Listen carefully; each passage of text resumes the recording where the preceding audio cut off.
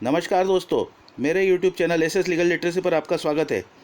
मैं आज आपके लिए क्रिमिनल प्रोसीजर कोड के 30 महत्वपूर्ण ऑब्जेक्टिव टाइप क्वेश्चन लेकर आया हूं। आइए हम इस वीडियो में उन्हें डिस्कस करते हैं। पहला प्रश्न, यदि संक्षिप्त विचारण के तहत अभियुक्त को दोषी ठहराया जाता है तो उसे दंड दिया जा सकेगा। तो कितना दंड उसे दिया जा सकेगा, और इसको देखने के लिए अ 3 माह से ज़्यादा नहीं, ब 6 माह से ज़्यादा नहीं, स 1 वर्ष से ज़्यादा नहीं, द 2 वर्ष से ज़्यादा नहीं। जो संक्षिप्त विचारण की प्रक्रिया दी गई है वह धारा 260 सीआरपीसी में दी गई है, और उसके अंतर्गत अधिकतम जो सज़ा दी जा सकती है वह अधिकतम 3 माह तक की सज़ा दी जा सकती है, इसलिए इससे अधिक नहीं दी जाएगी। इसलिए इसका उत्तर जो है इसका उत्तर अ सही जवाब है। अगला प्रश्न देखते हैं। मध्य प्रदेश में धारा 363 भादवी का अपराध किस न्यायालय द्वारा विचारणीय है? अ न्यायिक दंडाधिकारी प्रथम श्रेणी, ब मुख्य न्यायिक दंडाधिकारी, स सत्र न्यायालय, और द मुख्य महानगर दंडाधिकारी। अन्य स्टेट्स में जो है यह प्रथम श्रेणी न्यायिक दंडाधिकारी द्वारा विचारणीय है, लेकिन संशोधन के द्वारा मध्य प्रदेश में सत्र न्यायालय को इसके विचारण की अधिकारिता दी गई है, इसलिए इसका उत्तर स सही जवाब है। अगला प्रश्न देखते हैं। यदि धारा 376 भारतीय दंड संहिता के अंतर्गत कोई अपराध कारित किया गया है तो सूचना महिला पुलिस अधिकारी द्वारा किस धारा के अंतर्गत अभिलिखित की जाएगी? धारा 154 दंड प्रक्रिया संहिता, 155 दंड प्रक्रिया संहिता, 156 दंड प्रक्रिया संहिता या 157 दंड प्रक्रिया संहिता। तो ये धारा 376 जो कि कॉग्निजेबल ऑफेंस है और मतलब संज्ञेय अपराध है, और संज्ञेय अपराध के संबंध में जो रिपोर्ट की जाती है वह धारा 154 दंड प्रक्रिया संहिता के अंतर्गत उसे दर्ज किया जाता है या रिपोर्ट लिखी जाती है। तो इस प्रकार अ जो ऑप्शन है वह सही जवाब है। 155 दंड प्रक्रिया संहिता को जो नॉन कॉग्निजेबल ऑफेंस के संबंध में की जाती है उनको, और साथ ही धारा 156 में दिया हुआ है कि कॉग्निजेबल केस में पुलिस अधिकारी की शक्तियाँ बताई गई है, अनुसंधान करने की शक्तियाँ 156 में बताई गई है पुलिस अधिकारी की।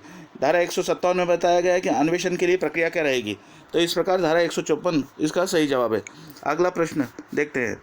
धारा 164 दंड प्रक्रिया संहिता के अंतर्गत संस्वीकृति कथन लिए जा सकते हैं। ये किस स्टेज पर जो है 164 के अंतर्गत दंड प्रक्रिया संहिता के अंतर्गत कथन लिए जा सकते हैं? तो अनुसंधान के दौरान या इसके बाद नहीं, ब अनुसंधान के दौरान किसी भी समय किंतु विचारण शुरू होने के बाद न्यायालय की अनुमति से, स अन्वेषण के दौरान या तत्पश्चात जांच या विचारण प्रारंभ होने के पूर्व किसी भी समय, और द अन्वेषण जांच या विचारण के दौरान किसी भी समय। तो इसके स्पष्ट है कि अन्वेषण के दौरान ये कथन लिए जा सकते हैं, जांच या विचारण प्रारंभ होने के पूर्व किसी समय लिए जा सकते हैं। तो इसके लिए जो इसका उत्तर है वह स जो है सही जवाब है। अगला प्रश्न देखते हैं। प्रथम वर्ग मजिस्ट्रेट दंडादेश दे सकता है। तो प्रथम वर्ग मजिस्ट्रेट कितना दंडादेश दे सकता है?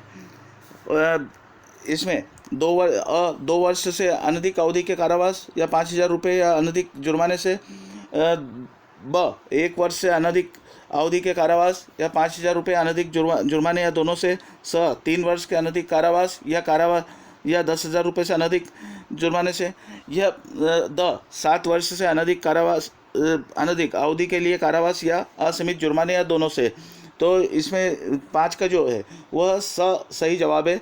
धारा 29 सीआरपीसी में इस संबंध में व्यवस्था दी गई है, और जिसमें 3 वर्ष तक का कारावास और 10,000 रुपये के अनधिक जुर्माने या दोनों से इसको दंड देने का अधिकारिता शक्ति प्रथम वर्ग मजिस्ट्रेट के न्यायालय को होती है। तो इसलिए इसका जो है वह सही जवाब है। अगला प्रश्न देखते हैं। भारतीय संविधान में दंड प्रक्रिया संहिता को शामिल किया गया है। तो भारतीय दंड संहिता जो दंड प्रक्रिया संहिता को कौन सी इसमें राज्य सूची में किया है, समवर्ती सूची में किया, संघ सूची में किया या अवशिष्ट सूची में किया गया है? तो ये सूचियाँ जो है वह कॉन्स्टिट्यूशन की 7वीं अनुसूची में दी गई है, जिसमें 3 सूची बताई जाती है कि राज्य सूची, संघ सूची, समवर्ती सूची, और जिसमें दंड प्रक्रिया संहिता को जो है वो समवर्ती सूची में शामिल किया गया है, जिसके संबंध में कानून जो है वो राज्य भी बना सकता है और केंद्र भी बना सकती है। तो इसको देखते हुए ब जो है समवर्ती सूची इसका सही जवाब है। अगला प्रश्न देखते हैं।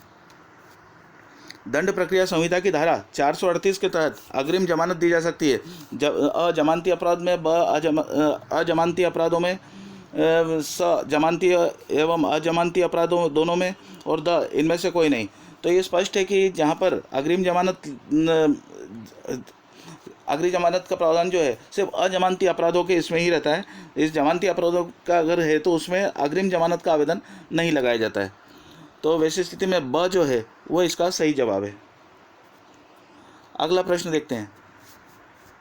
प्रथम वर्ग मजिस्ट्रेट केवल 100 रुपये के जुर्माने का दंडादेश पारित करता है, वहाँ अपील होगी तो अ सत्र न्यायालय, ब उच्च न्यायालय, स मुख्य न्यायिक मजिस्ट्रेट के न्यायालय, और द कोई अपील नहीं होगी। तो इसका जवाब अपनी जगह जो द आंसर है वह बिल्कुल सही है 8 का, क्योंकि धारा 376 ग में यह बताया गया है कि अगर प्रथम वर्ग मजिस्ट्रेट द्वारा 100 रुपये तक का जुर्माना किया गया है तो उसको अतिरिक्त छोटे प्रकरण की श्रेणी में गिना गया और उसकी फिर कोई अपील नहीं होती है। तो इसलिए इसका द जवाब जो है वो बिल्कुल सही जवाब है।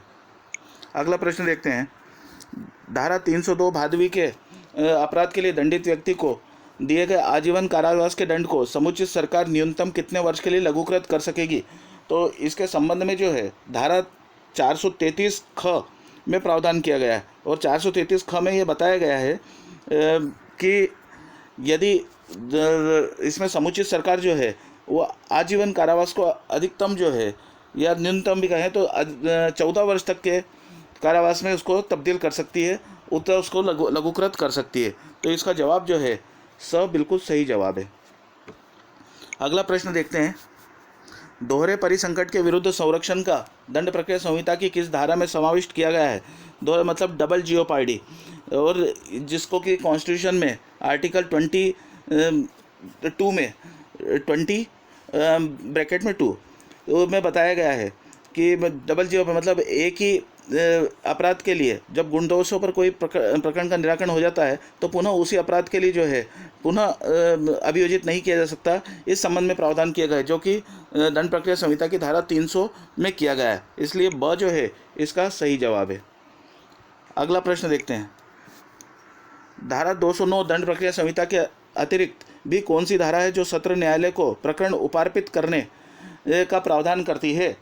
तो इसमें बताया गया है कि धारा 323 में भी इस बाबत दंड प्रक्रिया संहिता में उल्लेख किया गया है कि यदि विचारण के दौरान या निर्णय के पूर्व प्रकट होता है कि मामला सेशन न्यायालय द्वारा विचारणीय है तो उस मामले को जो है वह सत्र न्यायालय को उपार्पित किया जा सकता है, और इसलिए स जो है इसका जवाब वह सही जवाब है। अगला प्रश्न देखते हैं। मानहानि के मामले में संज्ञान लेने हेतु दंड प्रक्रिया संहिता की धारा 468 में समय सीमा क्या है? तो इस समय 468 में जो है वह परिवाद पेश करने, प्रकरण पेश करने के लिए समय सीमा बताई गई है, और मानहानि के लिए जो उसके लिए 2 वर्ष तक के कारावास की सज़ा का प्रावधान है। तो इसमें ये बताया गया कि यदि किसी को मान लीजिए कि सिर्फ जुर्माने तक का ही दंड है उस धारा में, तो उसको 6 महीने उसकी परिसीमा होती है उस अपराध की। अगर 1 वर्ष तक की अवधि के कारावास की सज़ा का प्रावधान है उस धारा में, तो फिर वैसी स्थिति में उसकी परिसीमा 1 वर्ष तक की परिसीमा रहती है, और 1 वर्ष से अधिक है किंतु 3 वर्ष से नीचे है तो फिर वैसी स्थिति में उसकी परिसीमा 3 वर्ष होती है। तो इसको देखते हुए चूँकि मानहानि में 2 वर्ष की है सज़ा का प्रावधान, तो वैसी स्थिति में इसको स जो है वह इसका सही जवाब है। अगला प्रश्न देखते हैं।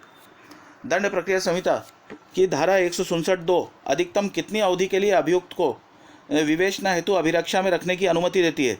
जो 167(2) में जो प्रावधान दिया गया है उसके अनुसार अधिकतम 90 दिन तक, मतलब जो 10 वर्ष से अधिक के कारावास के सजा वाले जो अपराध हैं उनमें अधिकतम जो है 90 दिन रखने का जो है न्यायालय अभिरक्षा में रखने का उसमें आदेश दे सकती है, और यदि उससे नीचे है 10 वर्ष से नीचे वाले तो उसमें 60 दिन तक की का आदेश दिया जा सकता है। तो इसलिए यहाँ स जो इसका उत्तर है वह सही उत्तर है। अगला प्रश्न देखते हैं।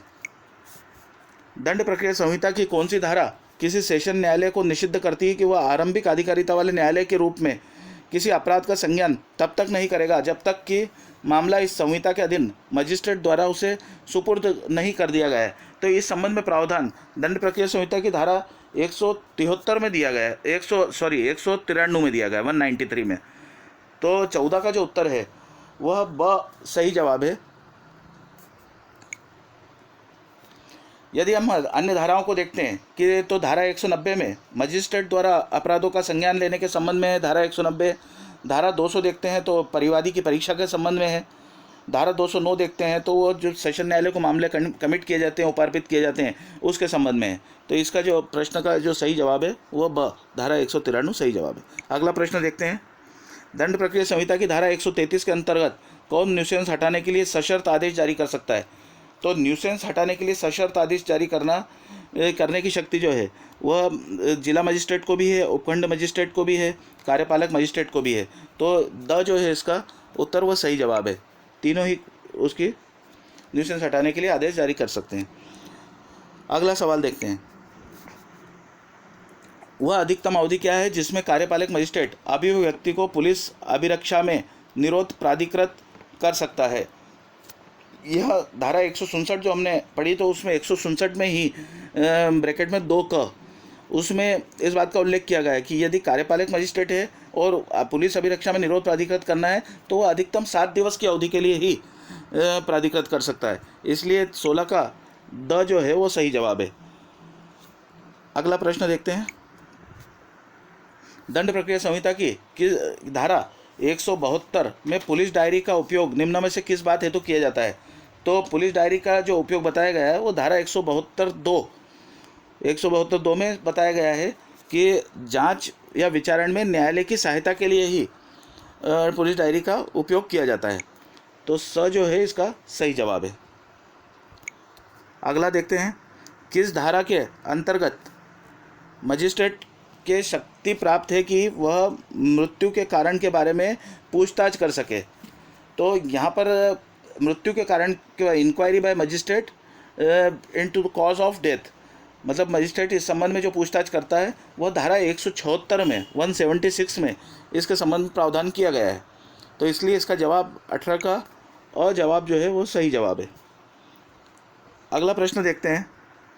प्ली बार्गेनिंग ऐसे अपराधों के संबंध में प्रयोज्य है जो अपराध मृत्युदंड या आजीवन कारावास या वर्ष से अधिक अवधि के कारावास से दंडनीय है। तो प्ली बार्गेनिंग जो है वह दंडनीय नहीं है, मतलब इसमें आप ये देखेंगे कि कितने तक का जो कारावास से उसके नीचे के कारावास जो प्रावधान है, ये धारा है, उनके संबंध में ही प्ली बार्गेनिंग, मतलब उसको सौदेबाजी अभिभाग जो कहा जाता है वह लागू होती है। और इसको देखने के लिए यहाँ पर जो 7 वर्ष दिया हुआ है वह सही जवाब है। मतलब 7 वर्ष से जो नीचे कम सज़ा वाले जो धाराएं हैं उसमें ही प्ली बार्गेनिंग के प्रावधान जो है वो लागू होते हैं। प्ली बार्गेनिंग का धारा 265A से इसके प्रावधान चालू हुए हैं प्ली बार्गेनिंग के। तो इसका जो सही जवाब है वह अ जो है वो सही जवाब है। अगला प्रश्न देखते हैं। न्यायिक मजिस्ट्रेट प्रथम श्रेणी ने धारा 325 भारतीय दंड संहिता का प्रकरण साक्ष्य प्रकरण पर अभियोजन के आवेदन पर वापस लेने की अनुमति दी। अभियोजन ने मामला वापस ले लिया। इस आदेश के विरुद्ध आहत को क्या उपचार उपलब्ध है? तो धारा 325 के तहत अगर कोई प्रकरण चल रहा है और जिसको कि अभियोजन द्वारा मामले को वापस ले लिया है तो आहत को जो है वह धारा 372 दंड प्रक्रिया संहिता के तहत सेशन न्यायालय में अपील, ब धारा 378 दंड प्रक्रिया संहिता के तहत उच्च न्यायालय में अपील, द धारा 397 के तहत पुनरीक्षण और द सत्र न्यायालय में पुनरीक्षण। तो इसके संबंध में स्पष्ट है। अगर ऐसी कोई स्थिति है तो धारा 372 दंड प्रक्रिया संहिता के तहत सेशन न्यायालय में अपील का प्रावधान है। इसलिए अ जो है वह इसका सही जवाब है। अगला प्रश्न देखते हैं। मृत्युदंड की पुष्टि किए जाने में उच्च न्यायालय कम से कम कितने न्यायाधीशों के हस्ताक्षर की आवश्यकता है? अ 1, ब 2, स 3, द 5। तो इसके संबंध में धारा 369 CRPC में उल्लेख किया गया है और जिसमें न्यूनतम 2 न्यायाधीशों के हस्ताक्षर होना चाहिए। तो ब जो है वह इसका सही जवाब है। अगला प्रश्न देखते हैं। दंड प्रक्रिया संहिता के अंतर्गत किसी भी अपराध के संज्ञान लेने की परिसीमा काल 3 वर्ष होगी। जैसे हमने 468 सीआरपीसी के बारे में पूर्व में समझा था, उस अनुसार यदि वह 1 वर्ष से अधिक और 3 वर्ष से अधिक कारावास से दंडनीय है तो उसमें जो है उसकी अधिक कालावधि जो है वो 3 वर्ष होती है। तो इसलिए 22 का जो है वह अ वाला जो ऑप्शन है, यदि अपराध 1 वर्ष से अधिक किंतु 3 वर्ष से अधिक अवधि के लिए कारावास से दंडनीय है, तो वही इसका सही जवाब है अ। अगला प्रश्न देखते हैं। दंड प्रक्रिया संहिता की किस धारा के अंतर्गत कोई भी न्यायालय किसी अपराध की परिसीमा काल का अवसान के बाद संज्ञान ले सकता है। मतलब परिसीमा अगर निकल जाती है तो निकलने के उपरांत भी उसका किस धारा के अंतर्गत उसका संज्ञान लिया जा सकता है। तो इसके संबंध में धारा 373 में प्रावधान दिए गए हैं। स जो है वह इसका सही जवाब है। और 373 में बताया गया कि परिसीमा काल के पश्चात संज्ञान किस स्थिति में अगर तथ्य और परिस्थिति से उसका समाधान हो जाता है कोर्ट का कि विलंब का कोई उचित कारण है या इस संबंध में कोई स्पष्टीकरण दिया जाता है और न्याय के लिए आवश्यक है, तो वैसी स्थिति में 473 के अंतर्गत परिसीमा के बाद भी उसका संज्ञान लिया जा सकता है। अगला प्रश्न देखते हैं। दंड प्रक्रिया संहिता की धारा 144 के अधीन पारित आदेश कितने समय तक प्रभावी रहता है। तो यह परिसीमा जो इसमें बताई गई है वो 2 माह की बताई गई है। और अगर इसमें यह भी है, यदि दंगे की स्थिति को देखते हुए आवश्यक लगता है तो राज्य सरकार इस संबंध में नोटिफिकेशन जारी कर सकता है। उक्त अवधि को 6 महीने तक बढ़ाया जा सकता है, लेकिन 144 में जो प्रावधान दिए गए वो 2 महीने के लिए। तो ब जो है वो इसका सही जवाब है।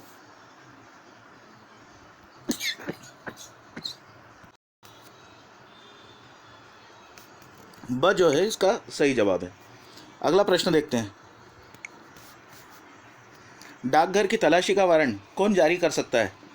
तो इस संबंध में धारा 92 में व्यवस्था दी गई है और जिसमें बताया गया कि जिला मजिस्ट्रेट, मुख्य न्यायिक मजिस्ट्रेट, सेशन न्यायालय और उच्च न्यायालय डाकघर की तलाशी का वारंट जारी कर सकता है। यहाँ पर जो दिए गए ऑप्शन है उसमें अ ऑप्शन जो है वो मेल खाता है और इसलिए अ जो है वो इसका सही जवाब है। अगला प्रश्न देखते हैं।